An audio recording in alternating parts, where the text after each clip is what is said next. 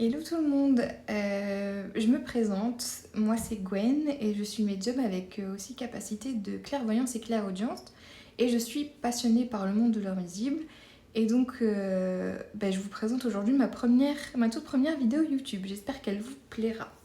Et aujourd'hui on va parler d'un sujet que certaines personnes me demandent, que ce soit sur les réseaux sociaux ou même en consultation médiumnique. C'est comment les guides essaient de rentrer en communication avec nous et comment reconnaître ces signes tout simplement.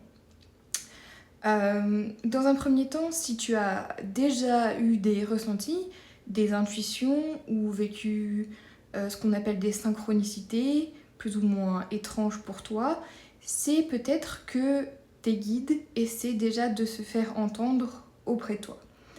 Je vais essayer de t'expliquer tout ça avec simplicité. Donc, il faut savoir que tout d'abord, les guides spirituels, ce sont des présences bienveillantes qui vont nous accompagner tout au long de notre vie. Et ce sont des êtres de lumière, bien évidemment, des âmes qui sont très élevées, qu'on a connues dans nos vies antérieures, ou qui sont même connus dans d'autres plans. Et leur but, en fait, c'est pas de contrôler nos choix, c'est toujours nous qui faisons nos choix, on a du libre arbitre, mais ils sont là plutôt pour nous soutenir, nous éclairer, en fait, et nous ramener à notre propre vérité quand on commence à s'en éloigner. Et maintenant, je vais te faire part des signes les plus fréquents que tu peux rencontrer quand tu essayes de communiquer avec toi. Tout d'abord, premier point, on a les synchronicités. Donc, tu penses à quelque chose et paf, bizarrement, tu le vois écrit quelques minutes après, ou même quelques jours, sur un panneau, où tu poses une question et tu tombes sur une vidéo YouTube ou autre qui répond à cette question. En fait, c'est leur manière subtile à eux de te dire on t'écoute, ne t'inquiète pas, tu es guidé, on est là, il n'y a pas de souci. En numéro 2, on a ce que vous connaissez tous, je pense, les heures miroirs, donc 11h11, 15h15, 22h22, vous connaissez le principe. Et en fait, ces chiffres sont là pour attirer notre attention pour une raison. Chaque heure miroir, en fait, porte une vibration précise. Et c'est souvent, en fait, un clin d'œil, justement, de vos guides pour dire « Eh ben, tu es sur la bonne voie, continue ». Mais après, en fonction de ce que tu penses, chaque heure miroir peut avoir sa propre signification, loin de ce qui est déjà marqué sur Internet. En numéro 3, on a les objets symboliques. Donc, par exemple, ça va être les pièces, les odeurs ou même les plumes. Donc tu trouves par exemple une plume blanche sans aucune raison à terre ou qui virevolte vers toi, un parfum qui te rappelle quelqu'un. Ce sont des manifestations, des signatures énergétiques comme on les appelle, avec un message discret mais un peu touchant, surtout s'il s'agit d'un défunt, on va pas se mentir. Ensuite, on a la musique avec les paroles qui peuvent résonner en toi. Tu entends une chanson qui te touche pile au bon moment. Ou ça va être aussi une phrase dans un film qui te fait pleurer.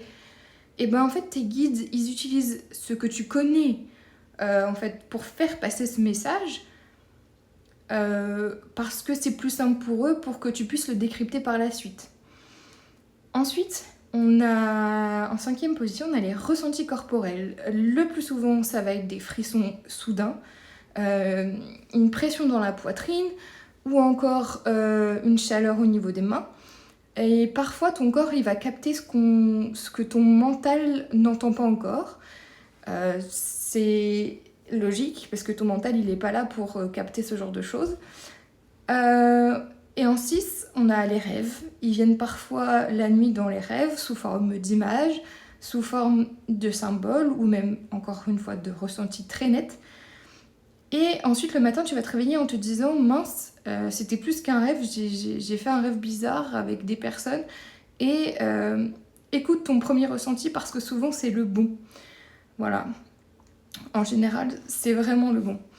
Et donc, la question après qu'on va se poser, c'est comment être plus réceptif à ces signes parce que ces signes, parfois, en fait, on les entend pas parce qu'on est trop dans le mental, on doute trop, on est dans le stress. C'est humain, c'est normal, on va pas se mentir. Mais je vais te donner 3 conseils simples justement pour atténuer le mental, justement pour créer ton intuition. D'abord, il faut créer un espace intérieur.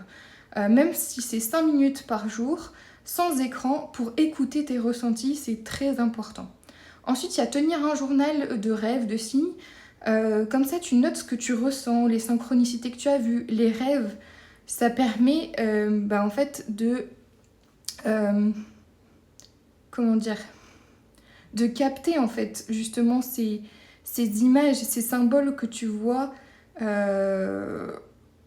pour que par la suite tu puisses t'en souvenir grâce aux écrits que tu as tracés. Parce qu'en général, quand on se réveille, dans les 5-10 prochaines minutes, on ne se souvient plus de ses rêves. Donc, c'est quand même important d'avoir une trace écrite. Ensuite, en troisième, il y a faire confiance à ses premiers ressentis. Parce que souvent, les premiers ressentis, c'est le bon. Parce que le mental, il va douter après. Donc, voilà.